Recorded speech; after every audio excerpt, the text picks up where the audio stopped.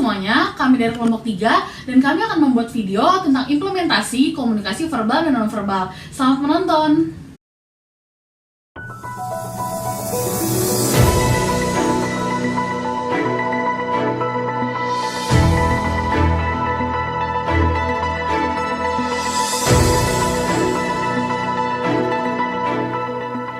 Data telah menjadi topik hangat yang banyak dibicarakan di berbagai kegiatan, baik diskusi kelompok, seminar, pelatihan, dan acara lainnya. Sebuah data menyebutkan bahwa profesi ilmuwan data sedang banyak dicari oleh perusahaan. Hal tersebut dikarenakan data yang ada semakin banyak, maka sumber daya yang merupakan ilmuwan data juga perlu ditambah. Namun sebenarnya apa itu ilmu data? Ilmu data bukanlah sebuah bidang yang berdiri sendiri. Bidang ini merupakan kombinasi dari berbagai bidang, termasuk ilmu komputer, matematika, statistik, dan strategi bisnis. Ilmu data merupakan perpaduan interdisipliner dari penurun data, pengembang algoritma, dan teknologi untuk memecahkan masalah analitik yang kompleks. Menurut Urban Institute, ilmu data merupakan keterampilan yang membutuhkan ilmu komputer, pemrograman, teknologi, dan statistik yang berada di luar rangkaian pelatihan standar bagi peneliti ilmu sosial. Ilmu data dapat membantu peneliti agar dapat bekerja lebih efektif untuk menghasilkan informasi baru yang tepat waktu, menjelajahi kumpulan data yang benar-benar baru dengan cara baru, mengubah pemodelan simulasi, dan lain sebagainya dengan tujuan untuk meningkatkan kuantitas dan kualitas bukti yang diperlukan untuk membuat kebijakan lebih baik, memperkuat komunitas, dan meningkatkan kehidupan masyarakat.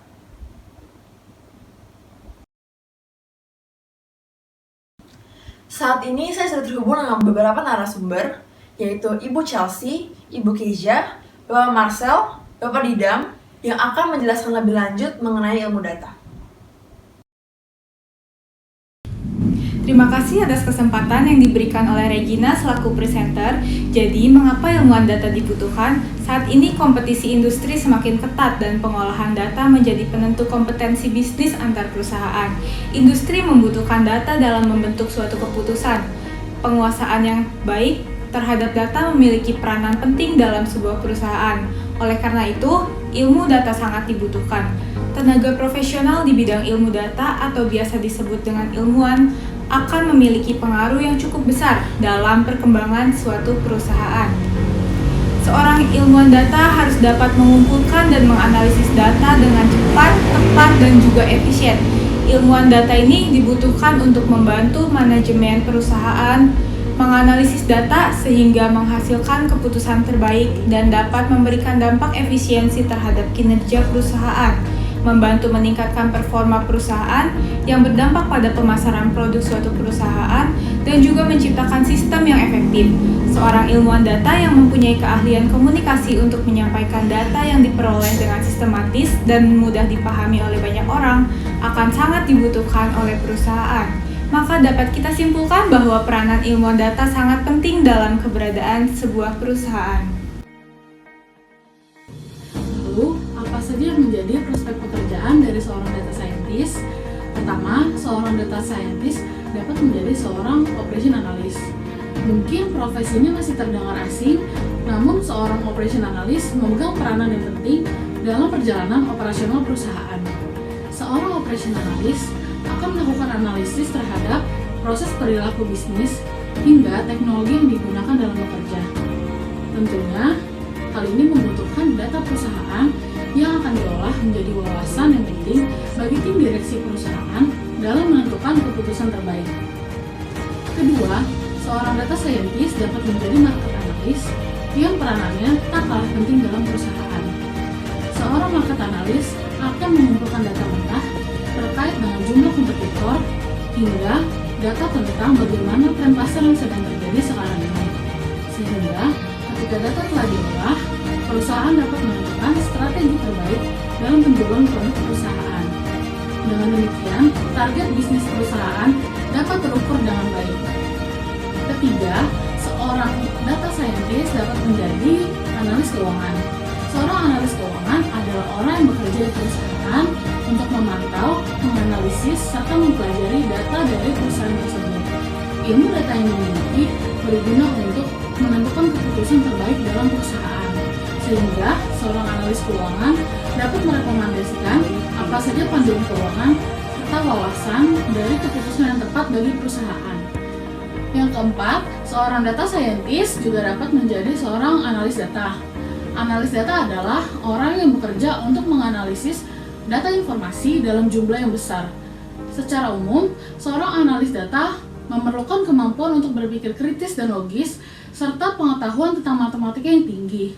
Selain itu, profesi ini juga membutuhkan kemampuan untuk berpikir dengan cepat dan menentukan keputusan yang efektif, dan juga memerlukan berbagai macam kemampuan lainnya. Karena profesi ini cukup diminati, maka akan ada kompetisi yang cukup besar untuk menduduki sebuah posisi analis data. Seperti kata pepatah, banyak jalan menuju Roma. Ada 3 ilmu utama yang harus dimiliki oleh seorang ilmuwan data atau data scientist, yaitu ilmu pemrograman, ilmu bisnis, dan ilmu statistika. Untuk mempelajari ilmu data, kita dipermudah oleh pesatnya arus informasi yang ada. Banyak sumber yang memberikan atau mengedukasi masyarakat untuk belajar ilmu data atau data science. Menjadi seorang ilmuwan data atau data scientist ternyata tidak diperlukan gelar yang tinggi, namun hanya mengandalkan ketekunan dan kemauan untuk belajar. Sumber yang dapat kita gunakan adalah seperti YouTube, Google, beberapa perusahaan penyedia kursus, dan masih banyak lagi. Pastikan Anda mengetahui anggaran atau biaya yang Anda miliki untuk belajar ilmu data atau data science. Lalu Anda sesuaikan anggaran tersebut dengan sarana atau media belajar yang akan Anda gunakan. Lalu Anda juga perlu memperhatikan waktu untuk belajar. Belajar ilmu data sangatlah fleksibel dan dapat dilakukan dimanapun. Anda perlu mengatur prioritas dan rasio waktu belajar yang efektif dan efisien, sehingga Anda dapat menyerap dan mengaplikasikan materi dengan baik dan benar. Jangan lupa untuk terus berlatih dan melakukan eksplorasi data, serta memecahkan masalah yang ada pada dunia industri, sehingga Anda akan terbiasa dalam ilmu data. Biasakanlah juga untuk menggunakan atau mendalami beberapa bahasa pemrograman yang penting, seperti R, SQL, Python, dan lain-lain. Kemudian Anda juga dapat membuat portofolio sebagai bentuk bukti tentang proyek yang telah Anda kerjakan.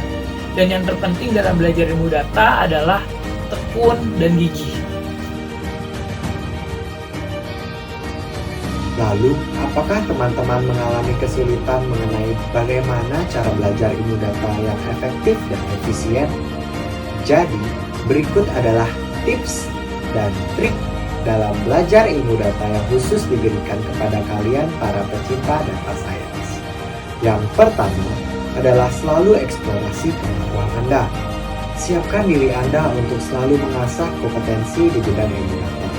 Jangan lupa untuk melakukan eksplorasi terhadap tren yang ada. Lalu Anda harus menyesuaikan diri terhadap segala informasi dan perubahan. Anda juga dituntut untuk memiliki kemauan belajar yang tinggi dan memiliki rasa ingin tahu terhadap suatu pemecahan masalah. Yang kedua adalah cari solusi dari problematika yang dihadapi. Seperti halnya dunia yang selalu berkembang, akan selalu ada hal baru di setiap tahunnya. Jadi biasakanlah diri Anda untuk selalu mencari tahu hal baru agar kamu sigap dalam menghadapi perubahan zaman dan arus globalisasi yang selalu berubah dengan cepat setiap waktunya. Dan yang terakhir, yang ketiga, mulai membuat portofolio data. Apakah ini? Dalam ilmu data, portofolio sangatlah dibutuhkan untuk menunjukkan apa yang telah Anda lakukan terkait bidang ilmu data. Tidak hanya itu, dibutuhkan juga kreativitas dalam membuat portofolio Anda agar lebih mudah dimengerti oleh orang lain. Jadi sekian informasi yang dapat kami sampaikan pada kesempatan yang baik ini. Selanjutnya kembali kepada Saudari Regina Maurin yang berada di studio. Terima kasih.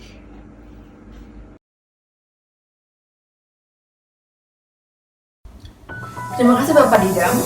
Pemirsa, sekian informasi dapat saya berikan pada hari ini mengenai ilmu data. Saya Regina Maurin Surya Putri, pamit undur diri dan sampai jumpa.